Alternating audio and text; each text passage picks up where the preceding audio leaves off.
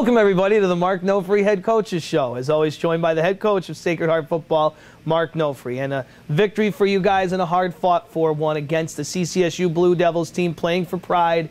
And they made it a tight one, but again, you guys come away with the victory, and it sets up the dream scenario of a Sacred Heart Bryant championship game here at Campus Field this upcoming Saturday. But first, let's go back and revisit the passing game. A number of single-season and even a career record set. Tyler Doobie tying the career record with 13 catches this year. RJ Noel and Moses Webb also had big days, and you guys were able to get a lot done in the air. What was working for everybody?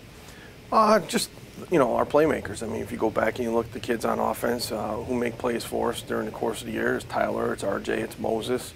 You know, Sean Bell stepped up, you know, in the second half, and shot us in the first half. So it was a mix, but obviously that connection with RJ and his receivers is really doing well. And when you're on, you want to, you know, ride the hot hand, and obviously RJ was hot, and Doobie and Moses were doing a great job all day. So to incorporate them in the whole thing, that's what you hang your hat on, the guys that make plays for you.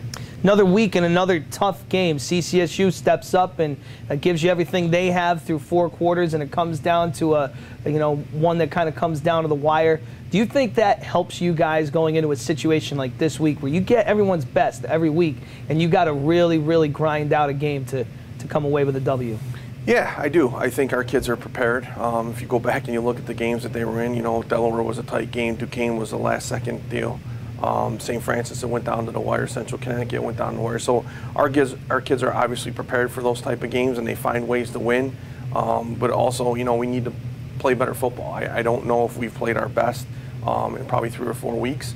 At some point, I'd like to see our offense, our defense, and our special teams all click and on all cylinders, you know, for 60 minutes for the course of a game, to see how good we really could be, or how good, you know, a game like that would be, to see everybody playing to their capability of their potential. All right, let's focus now on the task at hand. And first, this is also an opportunity for a senior class that's done some really special things and helped put this program in a place it's never been before, for one last chance on Campus Field in front of their friends and family. Can you just kind of talk to me about the senior class, what they mean, and what this opportunity means for them? Well, it's huge. I mean, obviously, you know, every year you see the seniors leave, and it's kind of sad, you know, to see guys that you've seen come in as freshmen and grow to, you know, nice young men and leave on a good note. But this senior class is pretty special. You talk about them being together for 4 years, and most of the kids that we have now have been starting since their freshman year, so we took some lumps their freshman, sophomore years, but that's what you get when you play, you know, 9, 10, 11 freshmen.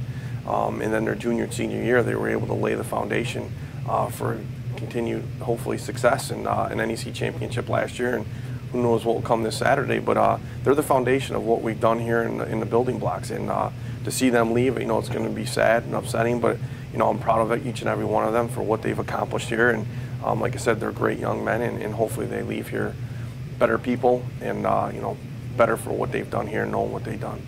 I had a rare opportunity to actually sit in the stands and get a first-hand glimpse of how passionate these Sacred Heart fans are. What is your message to them as we get ready for maybe the biggest game that's ever been played here at Campus Field? Yeah, there's no doubt. It's great. I mean, we travel well. We bring we go away, whether it's Delaware or Pittsburgh or wherever we're at. We have a huge sea of red coming, and it's great to see everybody after games and before games, and to look up in the stands and see all that red and white, and to see how passionate they are. And this week, hopefully, we'll get another big turnout, and I can't ask for anything more than the support that we've been getting from everybody on campus and the parents and friends and families.